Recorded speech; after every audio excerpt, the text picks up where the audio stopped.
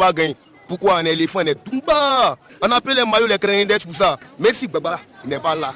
Il est là. Et ça, c'est ivoirien, c'est un éléphant en capot. La CAN commence aujourd'hui, le 13 janvier 2024, à Abidjan.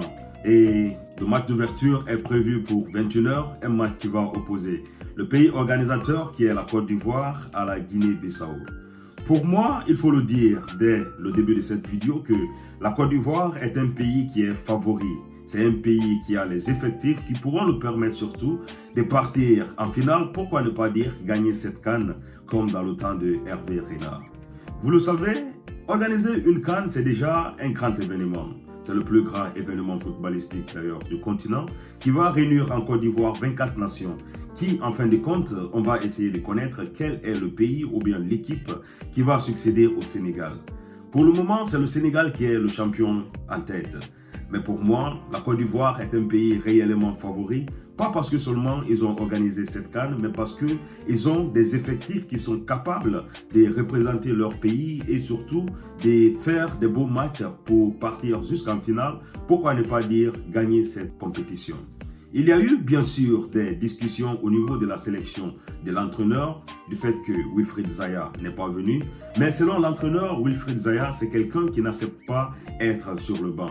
Et des effectifs comme ça dans une grande compétition comme la CAN, et surtout quand c'est un pays qui l'a organisé, donc ils n'ont pas besoin des effectifs comme ça dans un groupe.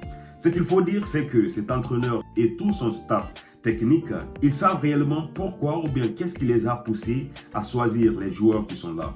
Il ne faut pas quand même négliger l'équipe de la Côte d'Ivoire parce qu'ils ont des grands joueurs, les Franck Kessié, les Max Gradel. Je veux dire, il y a beaucoup de grands joueurs dans l'équipe ivoirienne, des joueurs qui sont habitués à des grands championnats internationaux, des joueurs qui sont habitués aussi même à cette Coupe d'Afrique. Il y a beaucoup de joueurs qui ne sont pas que seulement à leur première participation, mais peut-être 2 ou 3 participations.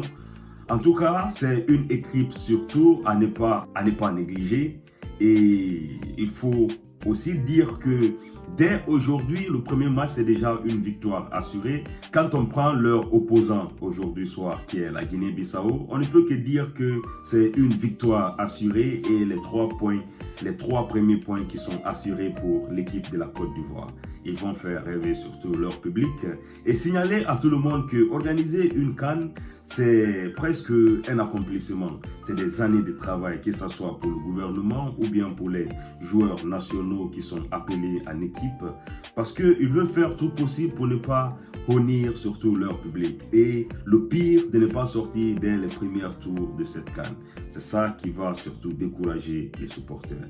Mais comme on le dit, le football se promène avec son lot de surprises, raison pour laquelle on a tellement attendu ce moment, le 13 janvier, pour que la CAN puisse débuter. Donc, on va essayer d'avoir réellement 4 semaines d'euphorie, 4 semaines de suspense et voilà, 4 bonnes semaines en un mot, parce que c'est ça le football.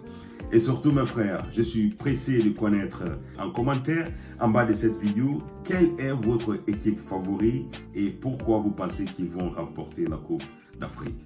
Il ne faut pas quand même oublier qu'il y a des grandes nations comme le Maroc qui est aussi réellement venu prêt, qu'il y a l'Algérie, qu'il y a aussi le Cameroun et ne pas oublier la Guinée qui a actuellement le plus grand attaquant d'Europe qui a à son actif 17 buts, tous les championnats confondus. Je veux parler de Serhou Guirassy et je le sais que c'est Serhou Guirassy qui va faire la différence cette année. Mes frères, il ne faut pas négliger la Guinée parce qu'on va partir aussi très loin.